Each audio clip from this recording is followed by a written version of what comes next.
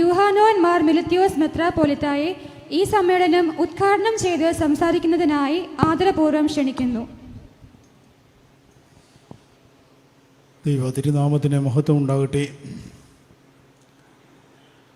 അഭിവന്യ പിതാവായ ഗീവർഗീസ് മാർ മക്കാറിയോസ് തിരുമേനി, ഈ യോഗത്തിൻ്റെ അധ്യക്ഷൻ, നവാഭിഷിക്തനായ വളരെ ബഹുമാനപ്പെട്ട ജോർജ് വടക്കേതിലച്ചൻ, വേദിയിൽ ഉപവിഷ്ടരായിരിക്കുന്ന ബഹുമാനപ്പെട്ട മോൺസിഞ്ഞോർ അച്ഛന്മാരെ, കോർപ്പിസ്കോപ്പ അച്ഛന്മാരെ, ബഹുമാനപ്പെട്ട ഡോക്ടർ റോയ്, മറ്റ് വൈദികരെ, അനുഗ്രഹിക്കപ്പെട്ട വിശ്വാസി സമൂഹമേ, ആദ്യമായി കർത്തൃ ശുശ്രൂഷയിലേക്ക് വിളിക്കപ്പെട്ടിരിക്കുന്ന ബഹുമാനപ്പെട്ട ജോർജ് വടക്കേതിൽ അച്ഛനെ ഭരമേൽപ്പിക്കപ്പെട്ടതായ ഈ ദൈവിക ദൗത്യത്തിൽ എല്ലാ വിജയാശംസകളും നേരുന്നു. യാക്കോബായ സുറിയാനി സഭയുടെ തുമ്പോൺ ഭദ്രാസനത്തിൻ്റെയും മലങ്കര യാക്കോബായ സുറിയാനി സഭയുടെയും എല്ലാവിധമായ ആശംസകളും പ്രാർത്ഥനകളും ദൈവാനുഗ്രഹങ്ങളും അദ്ദേഹത്തിന് നേരുകയാണ്.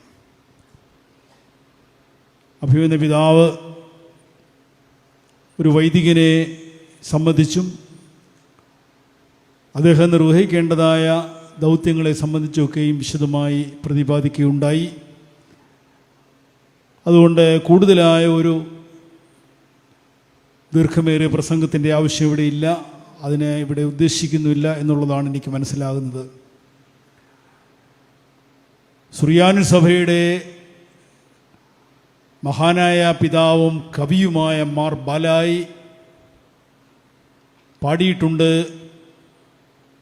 ഭൂമിയിൽ 2 അധികാരങ്ങളുണ്ട്.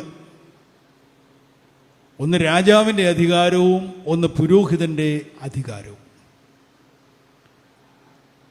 ഈ 2 അധികാരങ്ങളിൽ ശ്രേഷ്ഠമായിരിക്കുന്ന അധികാരം പുരോഹിതൻ്റെ അധികാരമാണ്. അതിന് കാരണവും മാർ ബാലായി പറയുന്നത്, രാജാവിൻ്റെ അധികാരം ഈ ലോകത്തിൽ മാത്രമുള്ളതാണ്. പുരോഹിതൻ്റെ അധികാരം എന്ന് പറയുന്നത് ഈ ലോകത്തിലും വരാനിരിക്കുന്ന ലോകത്തിലും ഉള്ളതാകുന്നു എന്നുള്ളതുകൊണ്ട് പൗരോഹിത്യ അധികാരം എന്ന് പറയുന്നത് അതീവ ശ്രേഷ്ഠതരമാകും. അങ്ങനെയുള്ളതായ ഇരുലോകങ്ങൾക്കും ഉള്ളതായ അധികാരം ആണ് ബഹുമാനപ്പെട്ട അച്ഛൻ ഇന്ന് പ്രാപിച്ചിരിക്കുന്നത്.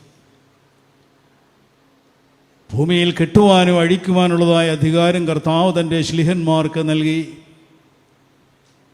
അദ്ദേഹം അവരുടെ മേൽ ഊതിയിട്ട് പരിശുദ്ധാത്മാവിനെ പ്രാപിപ്പീൻ, നിങ്ങൾ ആരുടെ പാപങ്ങൾ മോചിക്കുന്നുവോ അവ മോചിക്കപ്പെട്ടിരിക്കും, ആരുടെ പാപങ്ങൾ നിങ്ങൾ നിർത്തുന്നുവോ അവ നിർത്തപ്പെട്ടിരിക്കുമെന്ന് നമ്മുടെ കർത്താവ് അരുളി ചെയ്തപ്പോൾ പൗരോഹിത്യത്തിൻ്റെ പൂർണ്ണതയിലേക്ക് ശിഷ്യന്മാരെ വിളിച്ചടുപ്പിച്ചു.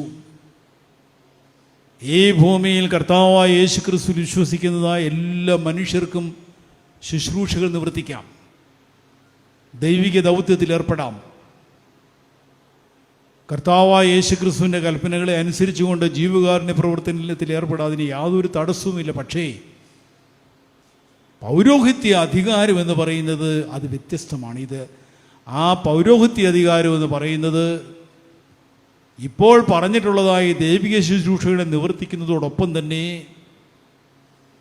മറ്റുള്ളവരുടെ കടങ്ങളും പാപങ്ങളും മോചിക്കുന്നതിനുള്ളതായ അധികാരം കൂടിയാണ് ഭരമേൽപ്പിക്കപ്പെട്ടിരിക്കുന്നത്.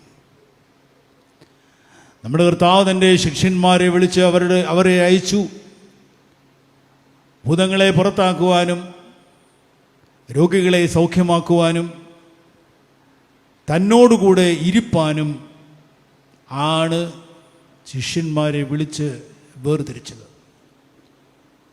ആ ശിഷ്യന്മാരുടെ പിൻഗാമികളുടെ ജോലിയാണ് നമ്മളൊക്കെയും പ്രവർത്തിക്കുന്നത്, പൗരോഹിത്യമുള്ളവരൊക്കെയും പ്രവർത്തിക്കുന്നത്. കർത്താവ് അവരെ വിളിച്ച് ഈ ദൈവികമായ ദൗത്യം പരമേൽപ്പിക്കുമ്പോൾ പല കാര്യങ്ങളും അവരോട് പറഞ്ഞിട്ടുണ്ട്. അതിൽ ഏറ്റവും പ്രധാനപ്പെട്ടതൊന്ന് അഭിവന്യ പിതാവ് പറഞ്ഞു, സെൽഫ് എംപ്റ്റിയിങ് എന്ന് പറഞ്ഞു കഴിഞ്ഞാൽ സ്വയം ശൂന്യമാക്കുക.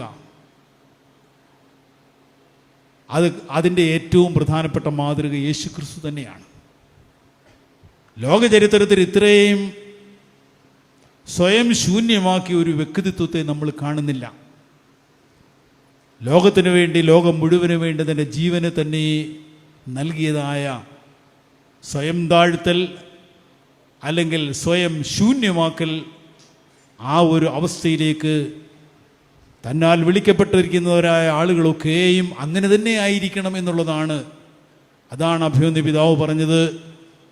ആരാണ് വലിയവനെന്നുള്ളതായ തർക്കം ശിഷ്യന്മാരുടെ ഇടയിൽ ഉണ്ടായപ്പോൾ കർത്താവ് തന്നെ ചൂണ്ടിക്കാണിച്ചത്. ഞാൻ നിങ്ങളുടെ ഇടയിൽ ശുശ്രൂഷകനെ പോലെ ഇരിക്കുന്നു. നിങ്ങളെന്നെ ഗുരുവെന്നും കർത്താവെന്നും വിളിക്കുന്നു. ഞാൻ അങ്ങനെ ആയിരിക്കുന്നു എന്നുള്ളതുകൊണ്ട് അത് ശരി തന്നെ. പക്ഷേ നിങ്ങളിൽ വലിയവനാകാൻ ആഗ്രഹിക്കുന്നവൻ ആരാണോ അവൻ നിങ്ങൾക്ക് ശുശ്രൂഷകനായിരിക്കണം.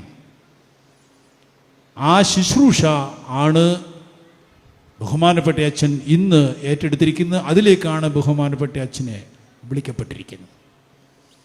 കർത്താവ് തൻ്റെ ശിഷ്യന്മാരെ അയച്ചുകൊണ്ട് അവരോട് പറഞ്ഞു, നിങ്ങൾ പോകുവീൻ, നിങ്ങൾ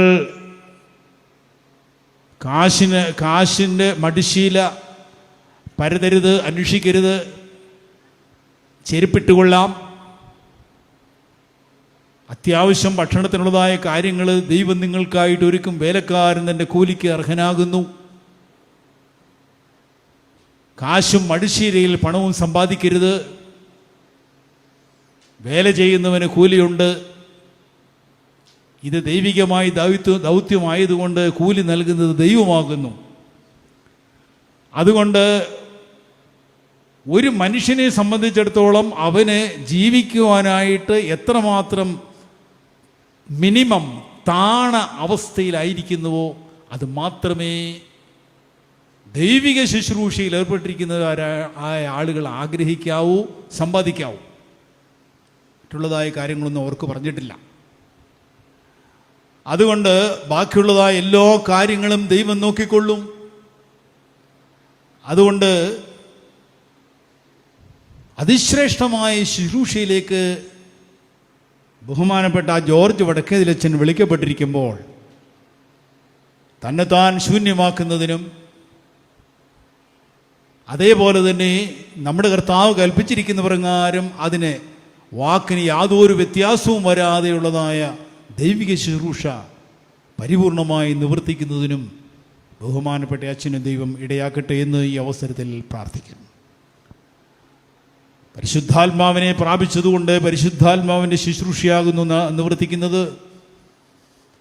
നമ്മുടെ കർത്താവായ യേശുക്രിസ്തു ദൈവരാജ്യം സംസ്ഥാപിക്കുവാനായിട്ട് എഴുന്നള്ളി വന്നു. അതിന് അടിസ്ഥാനമിട്ടു. താൻ കാണപ്പെടുന്നതായ ഈ ലോകത്തിൽ കാണപ്പെടുന്നതായ അവസ്ഥയിൽ അല്ലാതിരിക്കുമ്പോൾ ഈ ദൈവരാജ്യത്തിൻ്റെ പ്രവർത്തനങ്ങൾ മുന്നോട്ട് കൊണ്ടുപോകുന്നതിനായിട്ട് തനിക്ക് ആളുകളെ ആവശ്യമുണ്ടായിരുന്നു. അതിന് താൻ 12 പേരെ തിരഞ്ഞെടുത്തു. വേറെ 70 പേരെ തിരഞ്ഞെടുത്തു. അവരുടെ പിൻഗാമികൾ, അവരാൽ കൈവപ്പ് ലഭിക്കപ്പെട്ടവർ ഈ ശുശ്രൂഷ ഇന്നും തുടർന്നുകൊണ്ടിരിക്കുന്നു. എന്താണ്? ദൈവരാജ്യത്തിൻ്റെ കെട്ടുപണി. ഇതെന്ന് അവസാനിക്കും? അത് കർത്താവ് രണ്ടാമത് വരുമ്പോൾ മാത്രമേ അവസാനിക്കുകയുള്ളൂ. അത്രയും കാലം ഇതിൻ്റെ ഓരോ കല്ലുകളും വയ്ക്കപ്പെട്ടുകൊണ്ടിരിക്കുകയാണ്. അതിൻ്റെ ദൗത്യമാണ് നാം നിവർത്തിക്കുന്നത്. ഈ ദൈവരാജ്യമാകുന്ന മഹാവലിയ കൊട്ടാരത്തിൻ്റെ ഒരു കല്ല് വെക്കുവാനായിട്ട് നമുക്ക് ഭാഗ്യം കിട്ടുന്നുവെങ്കിൽ അത് അതിശ്രേഷ്ഠമായിരിക്കും. ഇങ്ങനെ ആ കെട്ടുമണിക്കായിട്ട് ബഹുമാനപ്പെട്ട അച്ഛൻ വിളിക്കപ്പെട്ടിരിക്കുന്നു. ദൈവരാജ്യത്തിൻ്റെ പ്രവർത്തനങ്ങൾ തുടരുവാനായിട്ട് നമ്മുടെ കർത്താവ് തിരഞ്ഞെടുക്കപ്പെട്ടവരായ ആളുകൾ, കർത്താവിനാൽ തിരഞ്ഞെടുക്കപ്പെട്ടവരായ ആളുകൾ ആ ശുശ്രൂഷയെ സ്വാർത്ഥത കൂടാതെ വിനയത്തോടെ താഴ്മയോടെ, ഏറ്റവും മൊത്തമായി പറഞ്ഞാൽ, ചുരുക്കി പറഞ്ഞാൽ, അവർ യേശുവിനെ പോലെ തങ്ങളുടെ തന്നെ ജീവൻ വേണമെങ്കിൽ ആവശ്യമായി വന്നു കഴിഞ്ഞാൽ സഭയ്ക്ക് വേണ്ടി അല്ലെങ്കിൽ ദൈവിക ദൗത്യം നിർവഹിക്കുന്നതിന് വേണ്ടി നൽകുവാൻ തക്കവണ്ണം ഒരുക്കത്തോടുകൂടി ആയിരിക്കണം. താലന്തുകളുടെ ഉപമ നമ്മൾ വായിക്കുന്നുണ്ട്. തന്നെ ഏൽപ്പിച്ചതായ താലന്തുകളെ വ്യാപാരം ചെയ്ത് ലാഭമുണ്ടാക്കിയവരായ ദാസന്മാരെ കുറിച്ച് പറയുന്നുണ്ട്.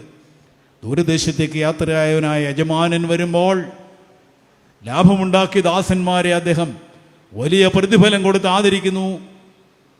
ഉദാസീനനായി താലന്ത് വ്യാപാരം ചെയ്യാത്ത ദാസനെ പുറത്തെ അന്ധകാരത്തിലേക്ക് തള്ളിക്കളയുന്നു. ഇങ്ങനെ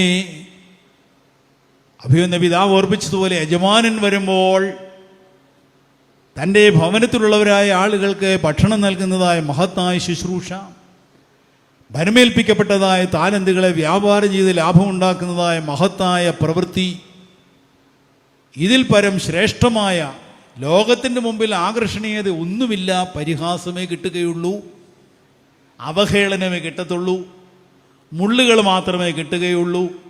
നടന്നു പോകുന്നതായ വഴികളൊക്കെ മുള്ളും പറക്കാരെയും നിറഞ്ഞതാണ്. അതിൽ കെട്ടി കാലുമുറിയും ഇങ്ങനെയുള്ളതായ അവസ്ഥയൊക്കെ ഈ ലോകത്തിൽ മാത്രം, അങ്ങനെയുള്ള പ്രതിഫലം മാത്രമേ ഇതിന് കിട്ടുകയുള്ളൂ. ഇത് ആകർഷണീയമല്ല. ലൗകികമായി ഇതിന് യാതൊരു ആകർഷണതയുമില്ല. ലോകം പരിഹസിക്കുന്നതായ വേഷമാണ് അച്ഛൻ ഇട്ടിരിക്കുന്നത്. അത് എന്നേക്കാൾ കൂടുതലായിട്ട് അച്ഛന് നന്നായിട്ട് അറിയാമെന്നാണ് എനിക്ക് തോന്നുന്നത്. ആക്ഷേപത്തിൻ്റെയും നിന്ദയുടെയും വസ്ത്രമാണിത്. അതുകൊണ്ട് ഇതിൻ്റെ പ്രതിഫലമെന്ന് പറയുന്നത് തിളക്കമാർന്നതും അതിശ്രേഷ്ഠതയുള്ളതും ആരും കാക്ഷിക്കുന്നതുമായ ആ പ്രതിഫലം ഇവിടെ കിട്ടത്തില്ല, അപ്പുറത്ത് കിട്ടും. അതുകൊണ്ട് അങ്ങനെയുള്ളതായൊരു മഹത്തായ പ്രതിഫലത്തെ പ്രാപിക്കുവാനായിട്ട് ബഹുമാനപ്പെട്ട അച്ഛനിടയാക്കട്ടെ. ഈ ദൈവിക ശുശ്രൂഷ, ഭരമേൽപ്പിക്കപ്പെട്ട താലന്ത് ഭംഗിയായി വ്യാപാരം ചെയ്യുന്നതിന് ദൈവം അച്ഛന് അവസരം നൽകട്ടെ, അനുഗ്രഹങ്ങൾ നൽകട്ടെ. എല്ലാവിധമായ ആശംസകളും പ്രാർത്ഥനകളും നേരുന്നു. ദൈവം അനുഗ്രഹിക്കട്ടെ.